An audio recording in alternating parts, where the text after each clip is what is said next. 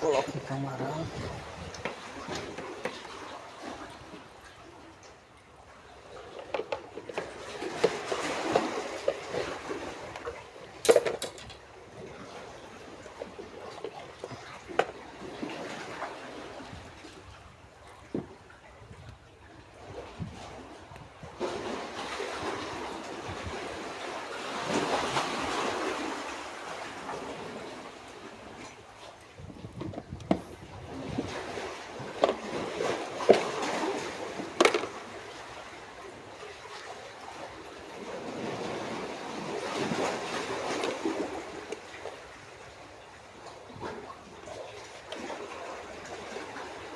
Vou colocar esse daqui mais